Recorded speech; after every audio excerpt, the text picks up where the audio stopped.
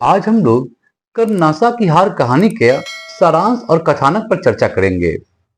कर्मनासा की हार डॉक्टर शिव प्रसाद सिंह के सामाजिक कहानी है, जिसमें ग्राम अंचलीय समाज में व्याप्त अंधविश्वासों, रूढ़ियों तथा वर्ग संघर्षों की जीती जागती तस्वीर उतारी गई है।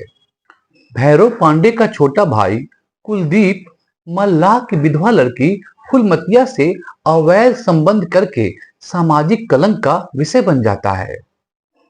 कुलदीप भाई तथा समाज के भय से गर्भिणी प्रेयसी को छोड़कर भाग जाता है। तभी कर्मनासा की बाढ़ अपना उग्र रूप धारण कर लेती है। लोगों में यह अंधविश्वास पहले से ही घर कर गया है कि बिना नर बलि के कर्मनासा की बाढ़ नहीं घटेगी। धनेसरा चाची के माध्यम से फूलमतिया के काले कारनामे गांव वाले को मालूम हो जाते हैं और सभी इस निष्कर्ष पर पहुंचते हैं कि उसी के भयंकर पाप का परिणाम है सारे गांव वालों को भुगतना पड़ रहा है। अतः फूलमतिया तथा उसके अबोध बच्चे को जीते जी कर्मनासा की बाढ़ में फेंककर इस पाप से छुटकारा पाने का निश्चय किया जाता है, निर्णय लिया जाता है। फूलमतिया नवजात शिशु को लेकर कर्मनासा के तट पर गांव वालों के साथ रोती बिलखती खड़ी है। उसी समय भैरव पाड़े बैसाखी के सहारे पहुंचते हैं। उन्हें फूलमतिया के पाप की घटना से अवगत कराया जाता है। कुछ समय तो भैरव पाड़े का स्वाभिमान जाग उठता है। वे अपनी वंश मर्यादा की चिंता करने लगते हैं, किंतु थोड़ी ही देर में उनका हृदय परिवर्तित हो जाता है और वे अकड़ कर इसका विरोध करते हैं। वो अकड़ कर विरोध करते हुए मुखिया को करारा सा जवाब देते हैं कि कर्मनासा की बाढ़ दूध मुहे बच्चे और अबला की बलि देने से नहीं रुकेगी।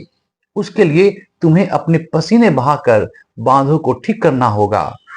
वे कुलदीप की कायरता को धिक्कारते हुए बच्चे को कंधे पर चिपकाए वैसाखी के सहारे खड़े हो जाते हैं। मुखिया व्यंग कसते हुए सामाजिक दंड की धमकी देता, जिस पर भैरव पारे कहते हैं कि समाज कर्मनासा से कम नहीं है।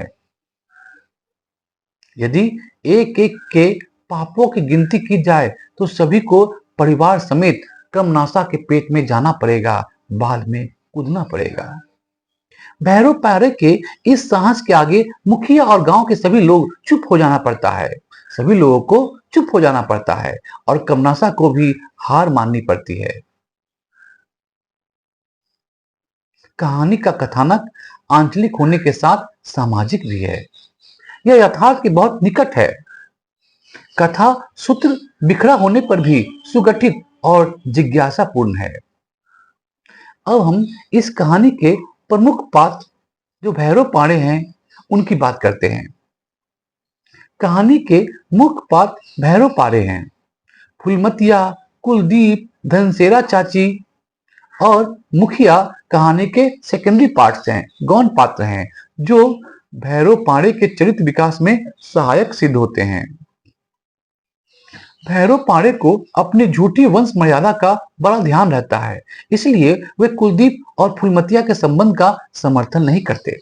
किंतु कुलदीप के भाग जाने पर उनकी मानवीय नैतिकता जाग उठती है और वे कुलदीप को कायर मानकर बच्चे और फुलमतिया की रक्षा के लिए तैयार हो जाते हैं। वे अंधविश्वासों का खुलकर विरोध करते हैं और मुखिया को ललकारते हैं कि गांव में कोई ऐसा परिवार नहीं है जो निष्कलंक हो, बिना कलंक के हो। भैरव पाड़े प्रगतिशील विचारों वाले व्यक्ति हैं। वे नर बलि द्वारा बाढ़ रोकने के अंधविश्वास को नहीं मानते हैं। वे कहते हैं कि बाढ़ बांधने से रोकी जा सकती है। मुखिया ग्राम समाज की परंपराओं, अंधविश्वासों से ग्रस्त पुराने विचारों का समर्थक व्यक्ति है। कुलदीप की सुंदरता और यौवन से ईर्ष्या करता है।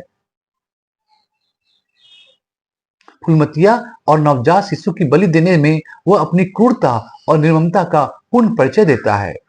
कुलदीप तथा फुलमतिया समाज के सामान्य युवक युवती हैं, जिनमें यौवन की अलहड़ता है।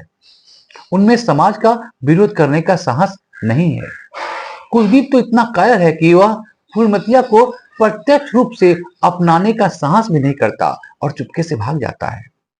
धनेश्वरा चाची गांव की उन स्त्रियों का प्रतिनिधित्व करती हैं जिनके पेट में कोई बात नहीं पचती और दूसरे की कमजोरियों का कीचड़ उछालना है जिसका काम है। पात्रों का चित्रण कथोपकथन, लेखीय कथन तथा पात्रों के क्रियाकलापों द्वारा किया गया है जो अत्यंत ही स्वाभाविक, सरल और स्पष्ट है। कर्मनासा कहानी का क्या उद्देश्य है? नेक्स्ट पोर्शन इस क्वेश्चन का है कि कर्मनासा कहानी का क्या उद्देश्य है, क्या संदेश देती है यह कहानी कर्मनासा की हार। कर्मनासा की हार जैसा कि हम जानते हैं श्री सी प्रसाद सिंह द्वारा लिखित एक चरित्र प्रधान सामाजिक कहानी है जिसमें समाज में व्याप्त रूढ़िवादिता, अंधविश्वासों का डटकर विरोध किया गया है। यह कहानी प्रगतिशीलता और मानवतावाद का संदेश देती है। इसमें अंधविश्वास को खंडित किया गया है, वंश मर्यादा का मिथ्या मोह से मुक्त होने की आकांक्षा तथा मानवता के विजय की घोषणा की गई है। उपेक्षितों के प्रति सहानुभूति एवं संवेदना व्यक्त करना तथा उनके अधिकारों के लिए संघर्ष करने का संदेश भी इस कहानी के माध्यम से दिया गया है। इस कहानी द्वारा जातिगत रूढ़ियों को तोड़ने और व्यक्तिगत और सामाजिक किसी भी प्रकार के शोषण के विरोध में आवाज उठाने का संदेश भी दिया गया है। कर्मनासा की हार कहानी आज के समय में भी बिल्कुल उपयुक्त है, प्रासंगिक है। देश की सामाजिक व्यवस्था आज भी जातिगत समीकरण से आधार पर काम कर रही है। यह अवश्य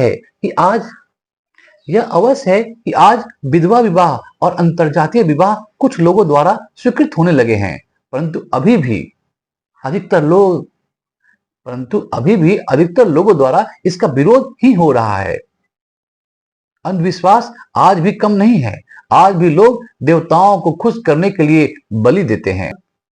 आज भी लोग विजातीय शादी करने पर जान तक ले लेते हैं और ऐसे कई उदाहरण सामने आए हैं। कर्मनासा की हार कहानी निश्चित रूप से आज के संदर्भ में भी उतना ही उपयुक्त है। इस कहानी का अंत विधवा विवाह तथा अंतरजातीय विवाह के आदर्शों का समर्थन करता हुआ गांव के सामर्थ्य एवं सम्मानित कहलाने वाले लोगों की पोल खोलता हुआ समाज में व्याप्त अंधविश्वास पर प्रहार करता है, हमला करता है। किंतु कहानी का यह अंत नाटकीयता के साथ भरा हुआ है। इसी कारण इसमें स्वाभाविकता की अभाव है, प्रैक्टिकलिटी की अभाव है। कहानीकार ने कहानी की रचना करते समय इस अंत की योजना की है, अतः यह नाटकीय हो गया है। फिर भी इस कहानी का अंत मर्मस्पर्शी है और पाठकों पर अपना प्रभाव छोड़ता है।